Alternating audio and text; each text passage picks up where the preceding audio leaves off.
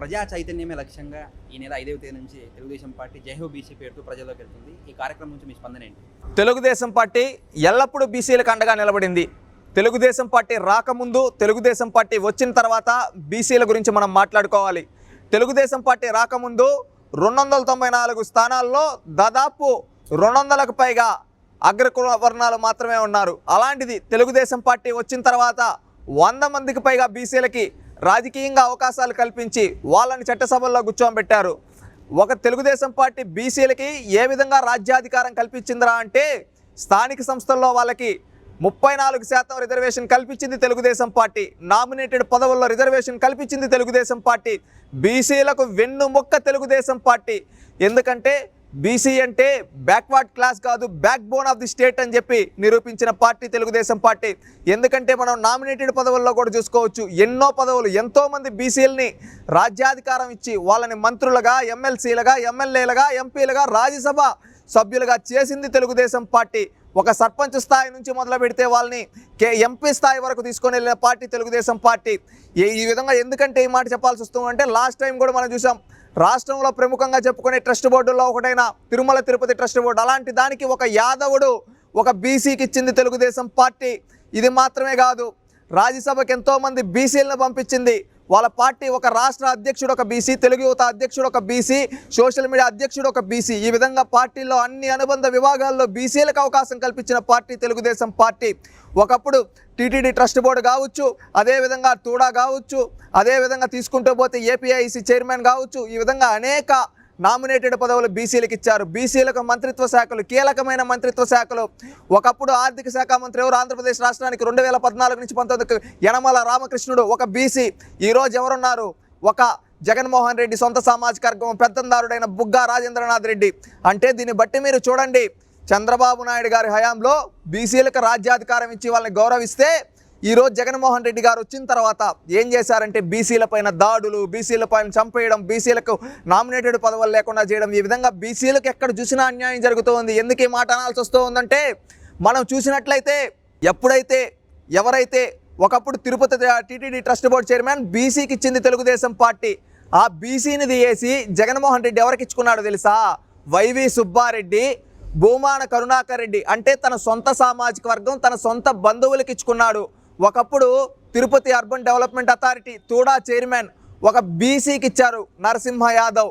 ఇప్పుడు ఎవరికి ఇచ్చారయ్యా? అది నరసింహ యాదవ్ ఒక బీసీని తీసి తన సొంత సామాజిక వర్గమైన చెవిరెడ్డి భాస్కర్ రెడ్డికి ఇచ్చుకున్నాడు.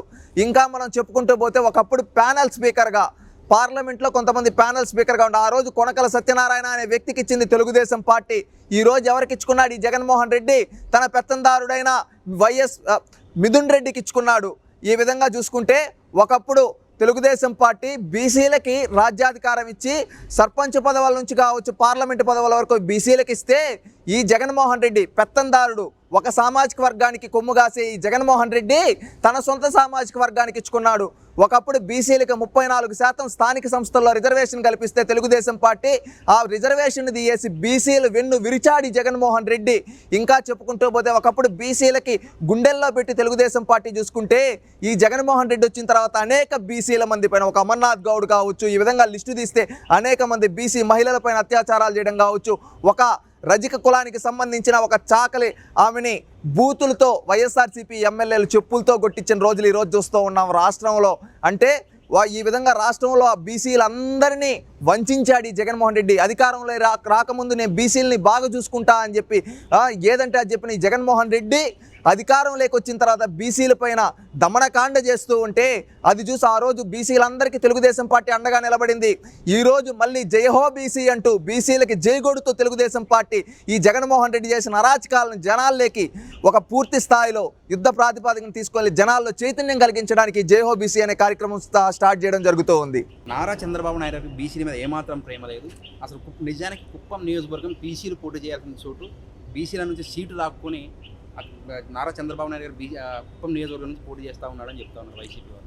ఒకటి, ఈరోజు కుప్పం నియోజకవర్గం గురించి మాట్లాడుతూ ఉన్నారు. నేను ఇంతకుముందు లిస్టు చెప్పిన, చాంతాడు చెప్పినంత లిస్టు ఈ విధంగా ఇంతమంది బీసీలకు ఇచ్చుంటే ఆ బీసీలకు తీయేసి నువ్వెందుకు నీ సొంత సామాజిక వర్గానికి ఇచ్చుకున్నావు జగన్మోహన్ రెడ్డి అని బీసీలు అడుగుతూ ఉన్నారు. దానికి సమాధానం చెప్పమనండి. కుప్పం గురించి మాట్లాడుతున్నాడు. కుప్పంలో తాను శాసనసభ్యుడైనా తన తర్వాత స్థానంలో బీసీలకు ఎమ్మెల్సీ స్థానాలు ఇచ్చి గౌరవించాడు చంద్రబాబు నాయుడు. అది తెలుసా జగన్మోహన్ రెడ్డికి? పులివెందల నుంచి ఎందుకయ్యా బీసీని నిలబెట్టవు? నీకు అంత చిత్తశుద్ధి ఉంటే జగన్మోహన్ రెడ్డి ఓపెన్ ఛాలెంజ్, కడప జిల్లాలో ఒక్క కడప సీటు తప్పితే, రిజర్వేషన్ సీట్లు తప్పితే మొత్తం నీ సొంత సామాజిక వర్గానికి ఎందుకు ఇచ్చుకుంటున్నావు? దానికి సమాధానం చెప్పు. నీకు బీసీలు అంటే ఇష్టం లేదా? కడప జిల్లాలో ఈచ్ కదయ్యా 10 స్థానాలు ఉన్నాయి. 10 స్థానాల్లో 2 స్థానాలు మాత్రమే, ఒకటి రిజర్వ్డ్ బద్వేలు, రెండోది కడప. ఆ కడపలో కూడా మైనారిటీకి ఇది అవకాశం కల్పించింది తెలుగుదేశం పార్టీ 1994లో కల్పించింది. ఆ రోజు నుంచి ఆనవాయితీగా ఒక మైనారిటీకి ఇవ్వాలి కాబట్టి ఇస్తున్నావు. నువ్వా మాట్లాడేది? నీకు నిజంగా అంత చిత్తశుద్ధి ఉంటే కడప పార్లమెంట్ సీటు నీ రెడ్డి సామాజిక వర్గానికి ఎందుకు ఇచ్చుకుంటావు? నీ తమ్ముడిని కాదని బీసీకి ఇవ్వచ్చు కదయ్యా. అత్యధిక కమ్మ సామాజిక వర్గం ఉన్న గుంటూరు పార్లమెంట్లో ఒక లాల్జన్ భాష, ఒక మైనారిటీ నిలబెట్టి గెలిపించిన పార్టీ తెలుగుదేశం పార్టీ. అది గుర్తుపెట్టుకో.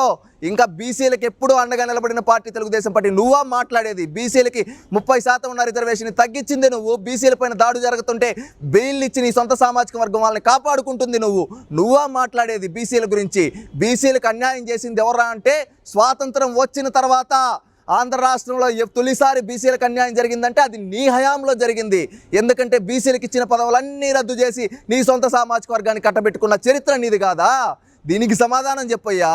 గుంటూరుకు సంబంధించినటువంటి ఆఫీసులో విడుదల రజనీ ఆఫీస్ మీద దాడి జరిగింది. సో ఒక ఒక మహిళా మంత్రి మీద దాడులు చేయడానికి సిగ్గులేదని చెప్పేసి వైసీపీ వాళ్ళు అంటా ఉన్నారు. ఈరోజు దాడి చేసింది ఎవరై ఉంటుంది? కోడికత్తి దాడి ఎవరు చేసుకున్నారయ్యా?